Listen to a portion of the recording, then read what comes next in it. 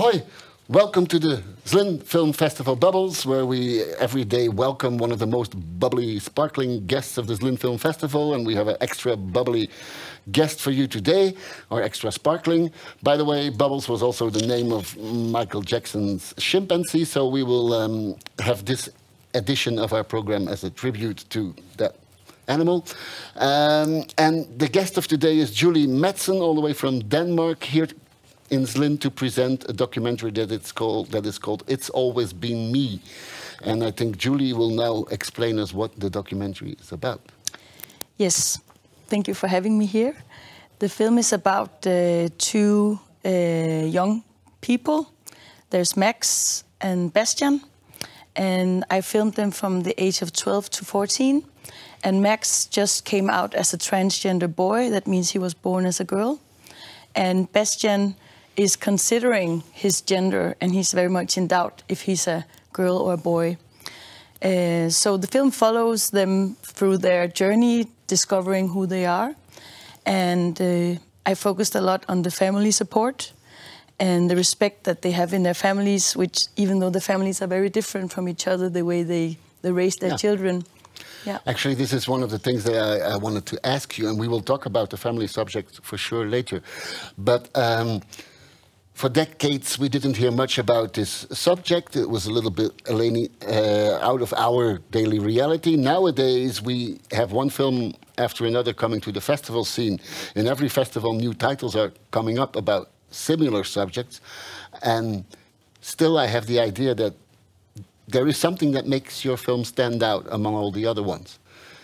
Do you know what it could be that makes it different from all the others? Well, I was lucky that I met two very different characters for the film. Max was very sure that he was transgender, and Bastian was very much in doubt. And from the beginning, we talked about showing the process of doubt when you have to figure out what gender you are. And then I also thought that it was very inspiring that they had so much love and support from their families. So it's not a victim story of people being faced with a lot of prejudice. It's more a story of how love will help your child blossom. Yeah. Yeah, because you don't show only the parents who are very supportive. You also show the reactions of brothers and sisters, which I haven't seen so often before. It's really interesting to see the reaction of the other family members. How were they with the decisions that were made by Max and Bastian?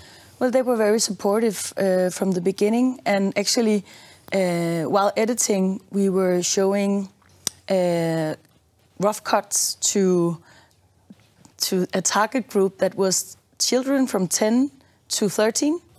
And they were giving us feedback on what they thought was interesting. And many of them said, how are the siblings reacting to this? So that's actually why we started putting reactions from their brothers and sisters more into the film. But from the beginning, we decided, or I wanted to make a film shown from really the perspective of the child or the teenager, and not from the parents. So that's maybe also something that makes it a bit different. That it's not the parents. We feel their view on their children, but they don't talk. They are not like the main characters. Yeah. The fact that one of them is in doubt and that one of them is very sure about the decision also influences another topic that is in the film, and it's about the final decision to take medication, to take hormone blockers, which somehow will define their future or make the decision more permanent. How did you put that element into the movie? Well, it was something that took a lot of energy in both families, this decision if they should have hormone treatment or not, hormone blockers.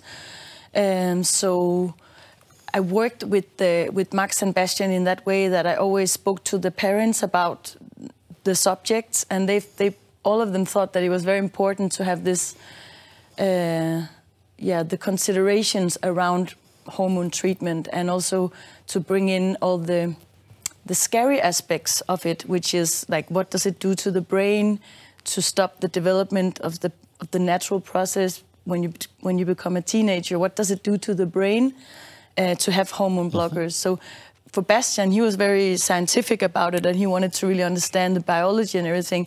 So he thought it was very important to have in the film. Yeah, so it was very much a cooperation, like what the parents and the children thought was important to have in it. For obvious reasons, I have a specific interest in one other element of the film, which is the hair. Yes. There's a lot of hair in the film. Yeah. Like there's, for instance, a scene when Max says that shaving my hair was the best day of my life. Yeah. And there's other scenes where things happen to hair, as if hair is the thing that defines the gender. How did you work with the hair? Well, it came naturally, and because it was a way of showing a development. It's so easy with the hair, like because it defines everything. Like if you would have a wig on, it would be different. If I would be like almost like shave my hair, I would be very. It changes your view so fast. So it's an easy way to show a development in film, and then they had something going on with the hair all the time. So yeah, it became like a theme, and also it shows a way that, like that they are working. They have the same thing going on with hair, but they never meet each other. But they are like both working on their hair at the same time. Yeah. Yeah. Can't get my thoughts on anything else now. Then maybe for the next festival Bubbles, I'll ask the studio to arrange a wig for me. Yes. Yeah. Yes. Good idea. A blue one, maybe. Max also has a lot of stress, tension, also sadness. His feelings are, or her feelings are very much... his feelings, yes. Yeah, Max is... Yeah, sorry. Yeah. He's a very outspoken character, talkative, very intense. There's things that make his choice even more difficult? Yeah, because he struggles with other things than just it's not just about the gender for him. So he had a tough time, and he still has a tough time because it's not easy to be him. But he has this very supporting family, so it's going to turn out okay, I'm sure. And I was also like, during the casting process, I really wanted two characters that were different from each other, but really Max and Bastian were the only ones that were strong enough to be characters in a documentary, and who had families that would like, when they said, we are sure that this can be in the film, I could trust that. Yeah, and also because you ask both your characters to reflect all the time on their own situation, which must have been very demanding. Yeah, but what was most demanding was that they were, like, I met them once in a while. I came into their life, like I waited 2 months and then I came in all of a sudden. What was difficult was that I was all the time behind on their development, because like whenever I opened the door, they were different, like the voice dropped or they had new hair. So it was difficult to keep track on their development. And that's why also the hair thing became easier for me to show something's happening. Julie, we have a last question for you. And today I'm extra excited that we always have this last question looking at you, because you're in Zlín. The whole empire of the glorious city of Zlín was built on one thing: shoes. Yes. Bata shoes.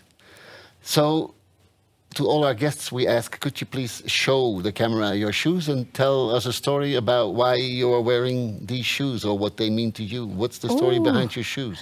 So I show them here? You put them on the table, or whatever feels comfortable. Like this. So you see all the glitter. Well, one thing that I learned from my characters is that there's nothing to be ashamed of, and you should express yourself. And I like glittery stuff, and now that it's springtime, I just feel like expressing like my inner bubbliness. So that's why I'm wearing as much glitter as possible. Yeah, and I'm at a festival, so I should shine. And you do get away with it super successfully. So thank you so much for wearing these shoes, for making the choice this morning that this will be the shoes that you're going to wear in our Festival Bubble studio. Thank you so much for being here, for coming with the right shoes and with the right film and with the right mindset to give us all the nice answers that you gave us. And we hope you'll have a great time in Zlín during the festival. Thank you. Thank you.